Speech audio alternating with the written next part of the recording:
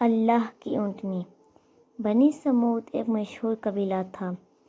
ان کا زمانہ قوم عاد کے بعد کا ہے۔ غالباً یہ وہ لوگ تھے جو عاد کی ہلاکت کے وقت حضرت ہود علیہ السلام کے ساتھ بچ گئے تھے، اور پھر یہی نسل عاد ثانیہ کہلائی۔ یہ لوگ بھی قوم عاد کی طرح بتوں کے پجاری تھے۔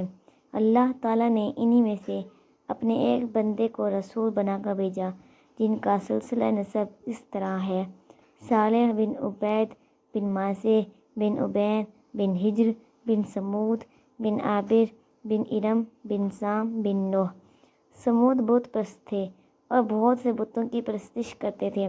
اللہ تعالیٰ نے حضرت صالح کو اس قبیلے میں اپنا پیغمبر بنا کر بھیجا تاکہ وہ اس بھٹکی ہوئی قوم کو راہ راست پر لائے، ان کو خدا کی وہ نعمتیں یاد دلائیں جن سے وہ صبح و شام محظوظ ہوتے ہیں، اور ان پر واضح کر دیں کہ کائنات کی ہر شے خدا کی پیدا کردہ ہے۔ غرض حضرت صالح علیہ السلام قوم سمود کو بار بار سمجھانے اور برائیوں سے روکنے لگے، مگر قوم پر کوئی اثر نہ ہوا، بلکہ ان کا بغض و عناد ترقی پاتا رہا اور ان کی مخالفت بڑھتی رہی، اور وہ کسی طرح بت پرستی سے باز نہ آئے۔ اگرچہ حضرت صالح علیہ السلام کی تعلیمات سے متاثر ہو کر ایک مختصر اور کمزور جماعت نے ایمان قبول کر لیا تھا اور وہ مسلمان ہو گئی تھی، مگر قوم کے سردار اور بڑے بڑے سرمایہ دار اسی طرح باطل پرستی پر قائم تھے۔ حضرت صالح علیہ السلام کی نصیحت کا انداز انتہائی نرم اور شفقت بھرا تھا۔ آپ علیہ السلام نے فرمایا: اے قوم، تمہارا کیا خیال ہے؟ اگر بات ایسی ہی ہو جیسا میں کہہ رہا ہوں اور جس طرف تمہیں بلا رہا ہوں، تو پھر اللہ تعالیٰ کے ہاں تمہارا کیا عذر ہوگا؟ تم مجھے تبلیغ کا کام چھوڑنے کو کیوں کہہ رہے ہو؟ تو بتاؤ تو صحیح کہ اللہ تعالیٰ کے حضور کون سی چیز تمہیں نجات دے گی؟ میں تو اپنے فریضے کی ادائیگی سے پیچھے نہیں ہٹ سکتا کہ اس ذمہ داری کو پورا کرنا میرے لیے ضروری ہے۔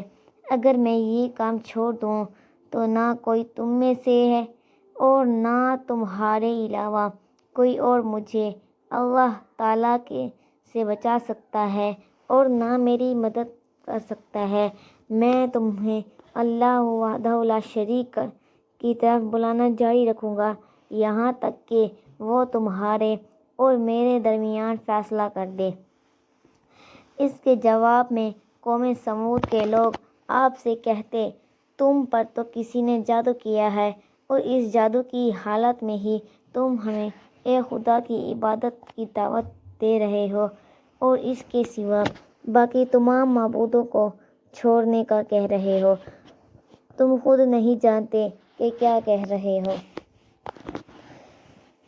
اور پھر جب حضرت صالح علیہ السلام نے انہیں خدا کے عذاب سے ڈراتے تو وہ تمسخر اڑاتے ہوئے کہتے: اگر ہم باطل پرست ہوتے، خدا کے صحیح مذہب کے منکر ہوتے اور اس کے پسندیدہ طریقے پر قائم نہ ہوتے، تو آج ہم کو دھن دولت، سرسبز و شاداب باغات کی فراوانی، بلند و عالیشان محلات کی رہائش اور عمدہ مزاروں کی افزائش حاصل نہ ہوتی۔ تو خود کو اور اپنے ساتھیوں کو دیکھ اور پھر ان کی تنگ حالی اور غربت پر نظر کر اور بتلا کہ خدا کے پیارے اور مقبول کون ہیں، ہم یا تم؟ حضرت صالح علیہ السلام فرماتے کہ تم اپنی اس مادی خوشحالی پر اتراؤ مت اور اللہ کے سچے رسول اور اس کے دین برحق کا مذاق نہ اڑاؤ، اس لیے کہ اگر تمہارے غرور اور عناد کا یہی حال رہا تو پل بھر میں یہ سب کچھ فنا ہو جائے گا، اور پھر نہ تم رہو گے اور نہ تمہارا یہ ساز و سامان۔ بے شک یہ سب کچھ خدا کی نعمتیں ہیں، بشرطیکہ ان کو حاصل کرنے والے اس کا شکر ادا کریں اور اس کے سامنے سر جھکائیں، اور بلا شبہ یہی سامان عذاب و لعنت ہے۔ اگر ان کا استعمال شیخی اور غرور کے ساتھ کیا جائے، اس لیے یہ سمجھنا سخت غلطی ہے کہ ہر سامان عیش و خوشنودی الہی کا ثمر ہے۔ سمود کو یہ بھی حیرانی تھی کہ یہ کیسے ممکن ہے کہ ہم میں سے ہی ایک انسان خدا کا پیغمبر بن جائے اور وہ خدا کے احکام سنائے۔ ایک مرتبہ قوم سمود اپنی محفل میں بیٹھے ہوئے تھے کہ اللہ تعالیٰ کے نبی حضرت صالح علیہ السلام تشریف لائے اور انہیں اللہ تعالیٰ کا پیغام سنایا، اللہ تعالیٰ کے عذاب سے ڈرایا۔ قوم سمود جو کہ پہلے ہی حضرت صالح علیہ السلام کی تبلیغ سے اکتا گئی تھی، اس کے سرکردہ افراد نے قوم کی موجودگی میں مطالبہ کیا، اے صالح، اگر تو واقعی خدا کا پیغمبر ہے تو کوئی نشانی دکھا تاکہ ہم تیری صداقت پر ایمان لے آئیں۔ حضرت صالح علیہ السلام نے کہا کہ ایسا نہ ہو کہ نشانی آنے کے بعد بھی تم انکار اور سرکشی پر قائم رہو۔ قوم کے ان سرداروں نے وعدہ کیا کہ ہم فوراً ایمان لے آئیں گے۔ تب صالح علیہ السلام نے انہی سے دریافت کیا کہ وہ کس قسم کی نشانی چاہتے ہیں۔ اس پر وہ لوگ ایک چٹان کی طرف اشارہ کرتے ہوئے بولے کہ اگر آپ اس چٹان سے ایک اونٹنی نکال دیں جس کی صفات یہ ہوں کہ جب وہ نکلے تو 10 ماہ کی گھاڑ ہو اور اتنی لمبی ہو۔ الغرض انہوں نے اس اونٹنی میں بہت سی صفات کا مطالبہ کیا۔ ان کی باتیں سن کر اللہ کے پیغمبر نے فرمایا، اگر میں تمہاری ذکر کردہ صفات کے مطابق اونٹنی نکال دوں تو کیا تم میری بات پر ایمان لے آؤ گے اور اس کی تصدیق کرو گے؟ تو سب نے پرجوش انداز میں وعدہ کر لیا۔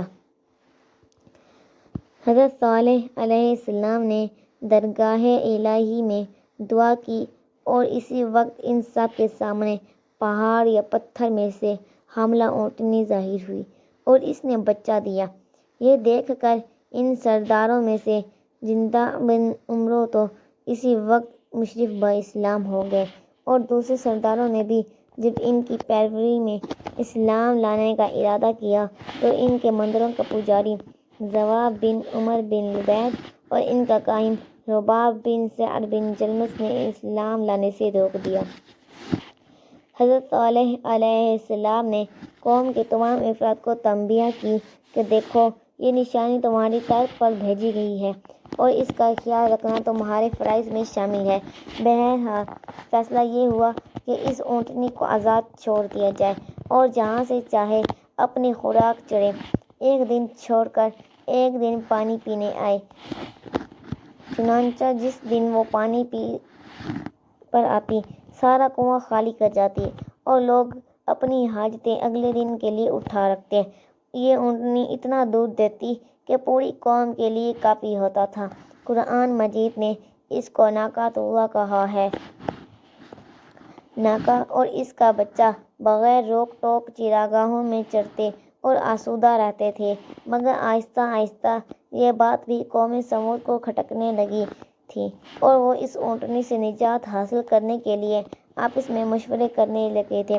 اور ایک گروہ یہ چاہتا تھا کہ اس اونٹنی کا خاتمہ کر دیا جائے تو پانی پر ان کی عزاداری پھر سے قائم ہو سکتی ہے، کیونکہ جس دن اونٹنی اور اس کا بچہ پانی پیتے تھے، باقی قوم کو پانی بالکل نہیں ملتا تھا اور نہ ہی ان کے چوپائے پانی پی سکتے تھے۔ اگرچہ یہ صلاح مشورے جاری رہتے تھے مگر اونٹنی کو قتل کرنے کی ہمت کسی میں نہیں تھی۔ سمود میں 2 عورتیں تھیں، ایک کا نام صدوقہ تھا۔ یہ بڑے مال اور حسب والی عورت تھی۔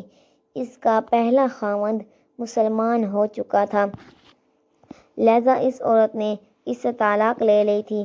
پھر اس نے اپنے چچا زاد مصر کو شادی کی پیشکش کی اور اونٹنی کے قتل پر اکسایا، جبکہ دوسری عورت کا نام انیسہ بنت غنیم تھا۔ یہ بڑھیا بھی کافرہ تھی۔ زواب بن عمرو سے اس کی کئی بیٹیاں تھیں، چنانچہ قدار بن سالف سے اس بڑھیا نے کہا کہ میری 4 بیٹیاں ہیں، اگر تو اونٹنی کو مار دے تو جس لڑکی کو چاہے گا تیری اس سے شادی کر دوں گی۔ اس طرح دونوں جوان اونٹنی کو مارنے کے لیے تیار ہو گئے۔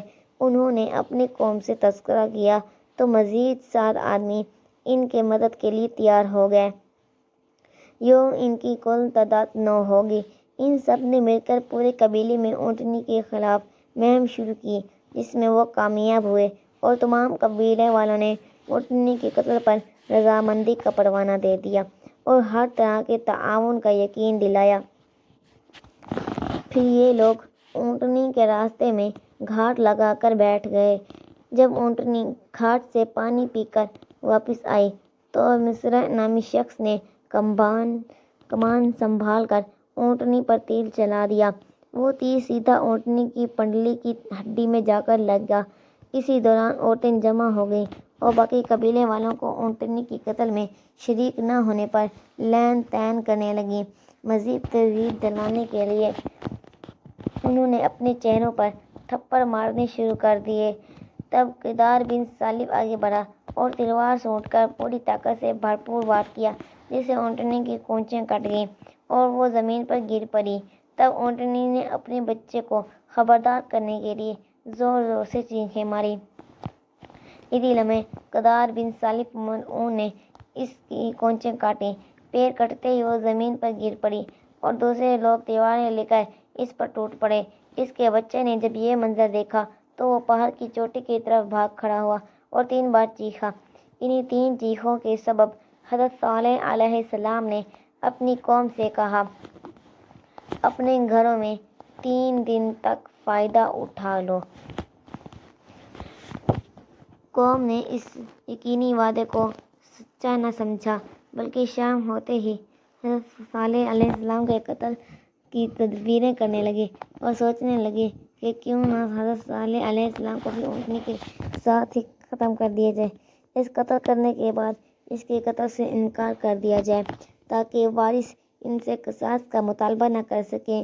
سمود پر عذاب آنے کی علامات اگلی صبح ہی سے شروع ہو گئی، یعنی پہلے روز ان سب کے چہرے اس طرح زرد پڑ گئے جیسا کہ خوف کی ابتدائی حالت میں ہو جایا کرتا ہے۔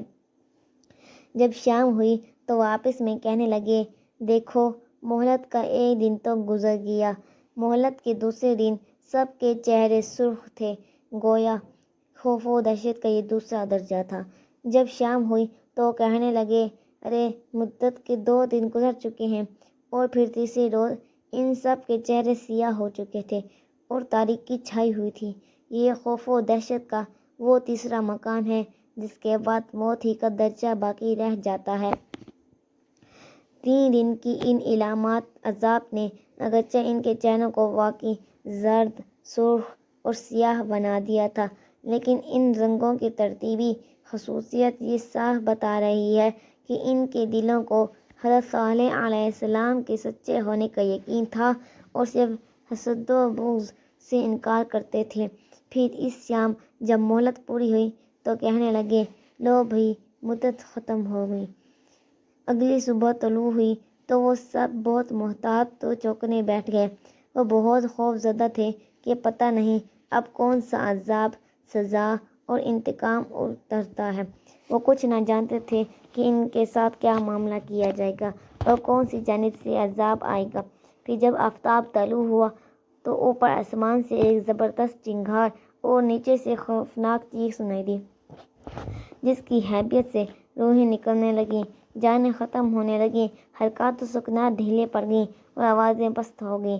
پھر وہ اپنے گھروں میں اوندھے منہ رہ گئے اور ان کے مردار جسم جو روح اور حرکت سے خالی تھے۔